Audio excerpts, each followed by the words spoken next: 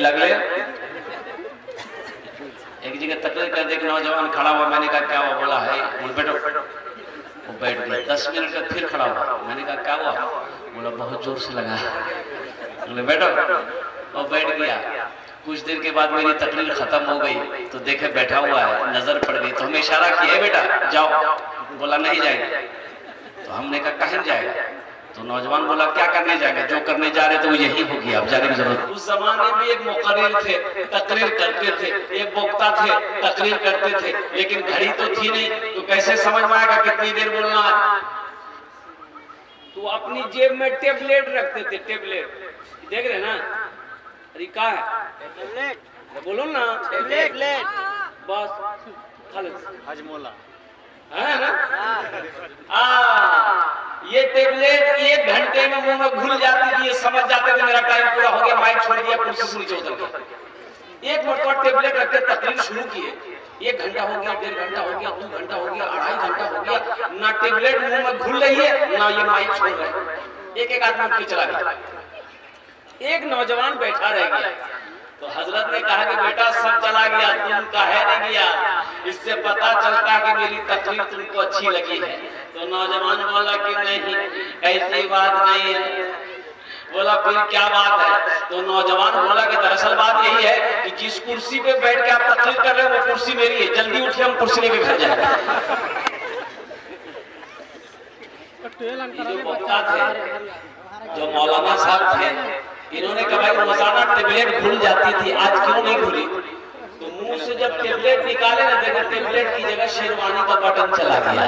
बड़ा मेरा मिस्टेक हो गया। अल्हम्दुलिल्लाह सुन अल्हम्दुलिल्लाह। तो मेरे बच्चों, मेरे नौजवानों, हम ज्यादा वक्त आपका नहीं लेंगे, बहुत तेजी के साथ इंशाअल्लाह कुछ पैगाम है जो आप तक मुझे पहुंचा। जिंदगी मेरी गुजरे या खुदा मदीने में, जिंदगी मेरी गुजरे या खुदा मदीने में, जिंदगी मेरी गुजरे या खुदा मदीने में, जिंदगी मेरी गुजरे या खुदा मदीने में, मौत भी मेरी लिख दे या खुदा मदीने में, मौत भी मेरी लिख दे या खुदा मदीने में, मौत भी मेरी लिख दे या खुदा मदीने में। आमीन बोले अल्हम्दुलिल्लाह। हम तुम्हारी ताला के चंद अशआर। गुनाहों पे हो शर्मिंदा इलाही, दरगुजर कर दे। आमीन बोलो ना अल्हम्दुलिल्लाह। गुनाहों पे हो शर्मिंदा इलाही, दरगुजर कर दे। बड़ा मुजरिम हूँ मैं तेरा इलाही, दरगुजर कर दे। खता कोई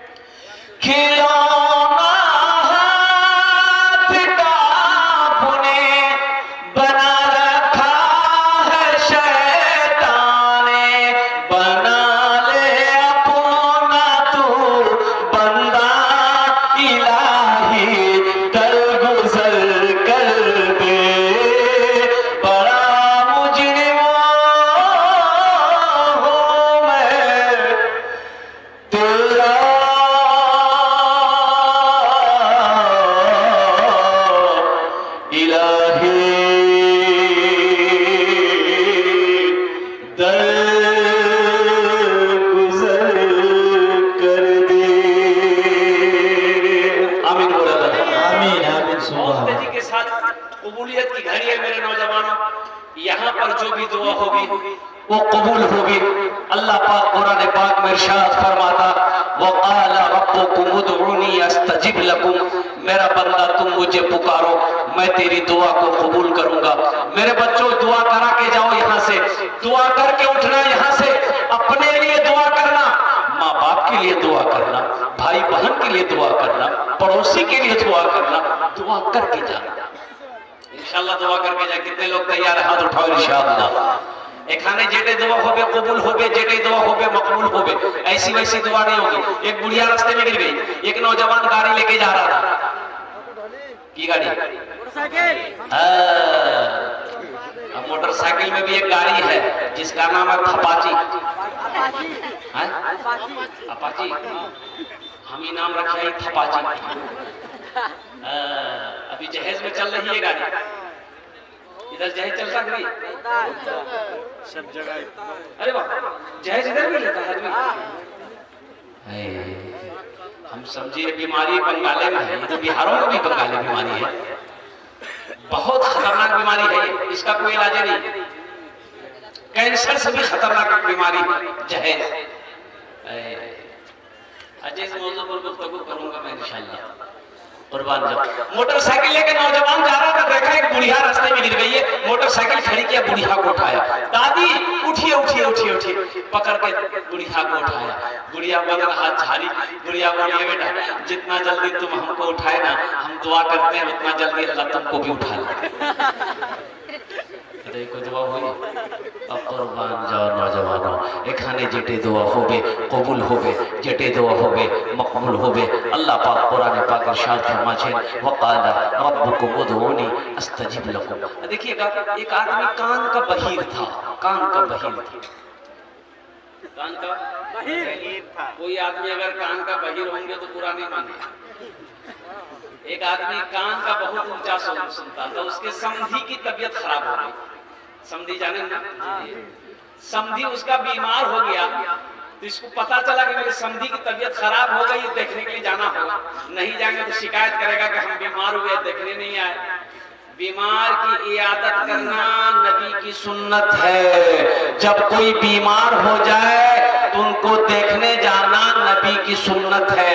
लेकिन जब कोई रिश्तेदार में हो, पड़ोसी में हो, मोहल्ले में हो, कोई मेरा भाई हो बीमार हो जाए तो उसको देखने के लिए जाओ, ये नबी की सुन्नत है। लेकिन वहां ज्यादा देर ना ठहरो, जाओ इयादत करो, उनको दिलासा दे दो, फिर वहां से तुरंत लौट कर आ जाओ। अब ये नहीं गए बीमार को देखने, हम मुर्गा तोड़ रहे हैं। 2 दिन 3 दिन वही रह गए। और जब बीमार के पास जाया करो तो बीमार को दिलासा दो कि आप ठीक हो जाइएगा, घबराइए मत, दवाई खाइए ठीक हो जाइएगा, अच्छा हो जाइएगा। बीमार को ये मत बोलो कि अब आपका टिकट बन जाएगा। घबरा जाएगा ना बीमार भाई। अगर उसको कोई बड़ी बीमारी भी हो, चाहे कैंसर हो, टीबी हो, कोई बड़ी बीमारी हो, लाइलाज बीमारी हो, डॉक्टरों ने कह दिया कि घर ले जाइए, आप नहीं बचेगा, बीमार को मालूम नहीं है, तो उसको दिलासा दो कि आप अच्छा हो जाइएगा, अल्लाह अच्छा कर देगा, अल्लाह शाफी है, अल्लाह हादी है, अल्लाह आपको अच्छा कर देगा। अब बीमार के पास बैठ के ये ना बोलो टिकट तो बनी गया, बीमार घबरा जाएगा। इसलिए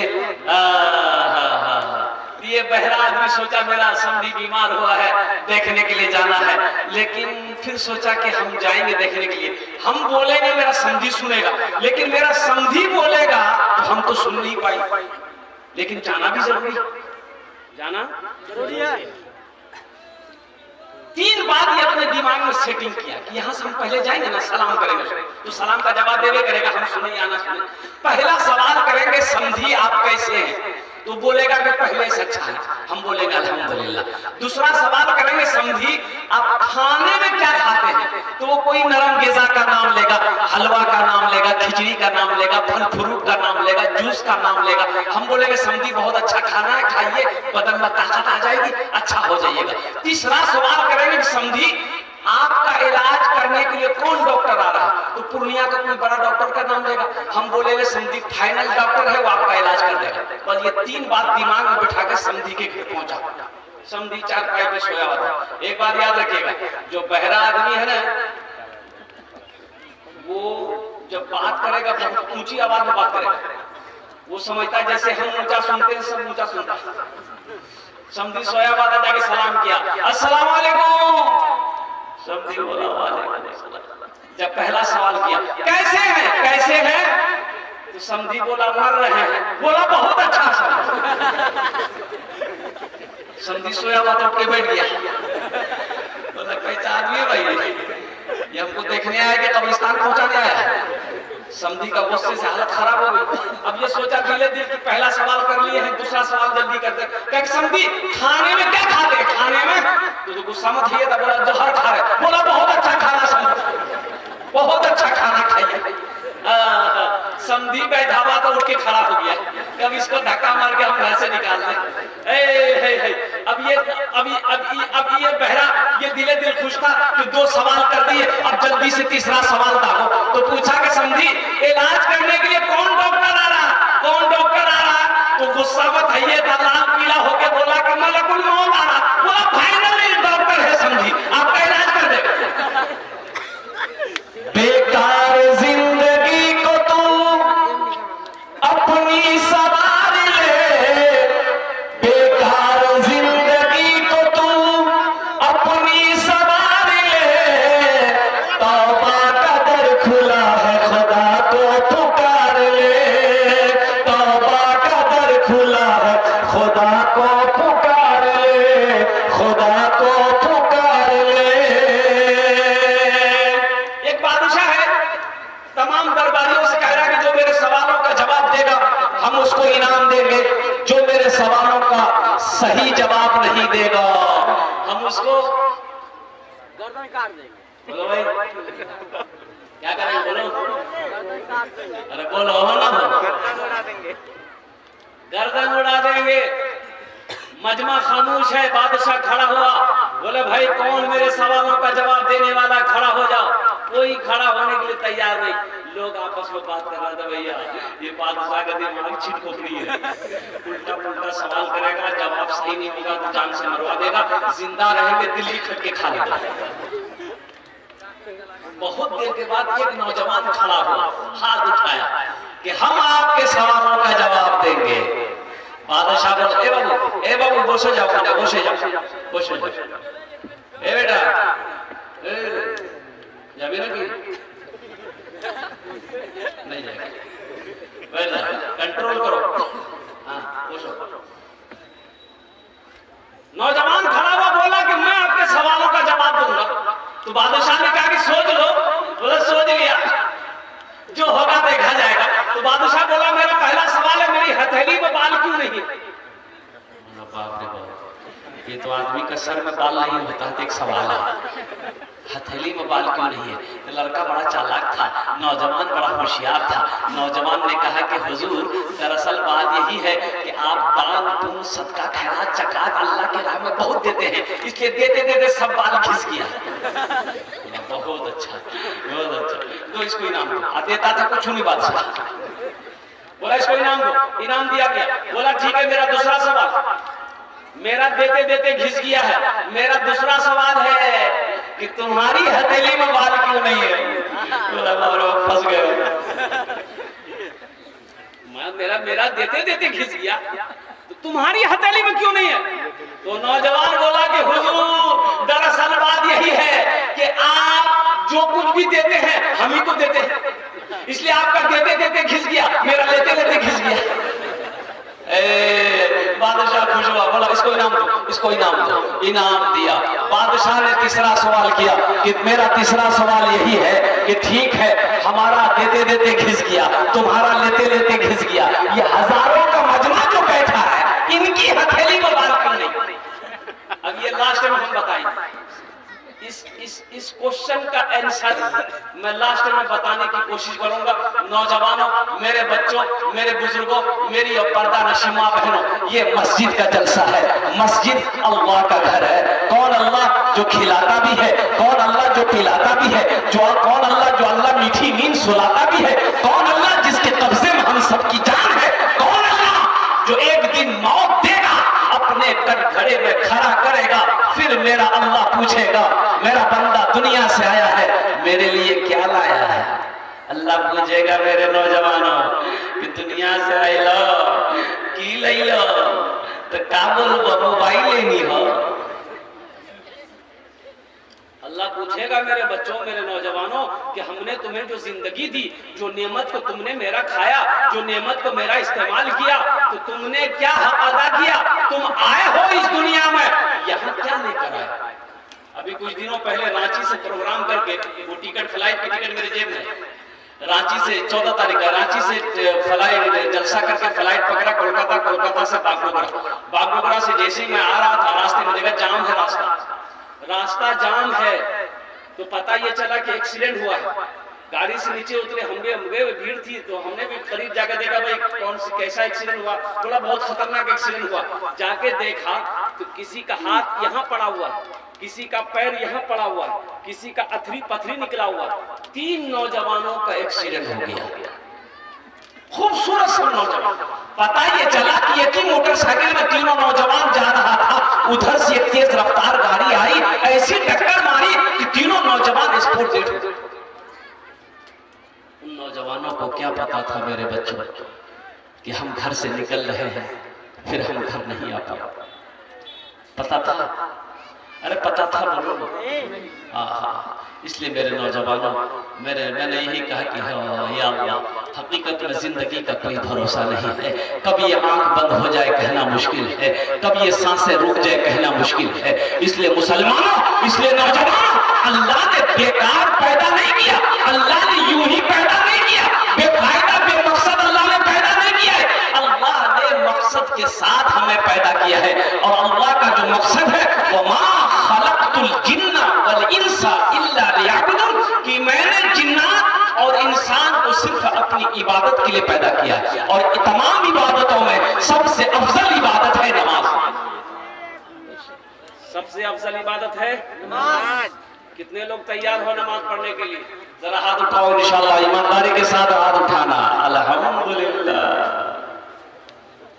हम दुआ करते हैं अल्लाह पक्का सच्चा नमाजी बना दे। अरे आमीन तो बोलो। कौन नमाजी बना दे? अरे कौन नमाजी बना दे? पक्का सच्चा। कैसा नमाजी बना दे? अरे बोलो ना, पक्का सच्चा, ऐसा वैसा नमाजी नहीं। एक आदमी दिल्ली से आ रहा था, बिहार का सीमांचल ट्रेन जाने ना? अरे जाने ना?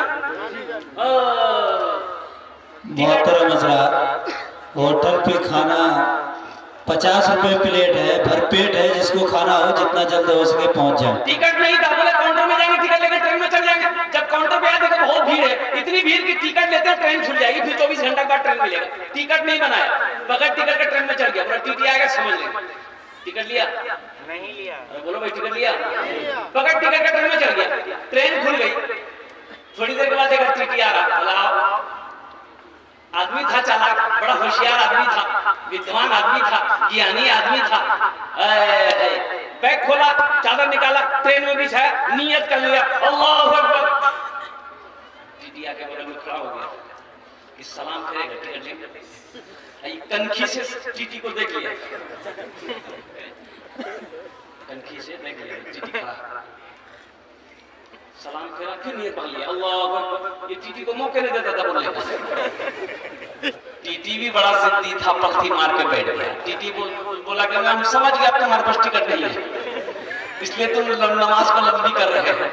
हम जब तक टिकट नहीं लेंगे हिलेंगे नहीं। एक बात सुन लो, तुम ये भी दिले दिल सोचा कि हम भी बिहार का हैं, तुम भागोगे कैसे हमको पता है। बस सलाम फेर कर खड़ा हुआ, जोर से बोला नियत करता हूं मैं 200 रकात नमाज की, दिल्ली से लेकर पटना तक अल्लाह। टीटी भाग गया, बोला तुम नमाज पढ़ते रहो, टिकट नहीं लेंगे। मेरे नौजवानों, आखिरत के लिए, जन्नत में जाने के लिए जो सबसे पहली इबादत है वो है नमाज, वो है नमाज। नमाज किसी भी हालत में माफ नहीं है। और नमाज पढ़ने के लिए अल्लाह का घर चाहिए, जगह पाक होनी चाहिए। अल्लाह का घर मस्जिद है, जहां पर बंदा जाकर अल्लाह की इबादत करता है,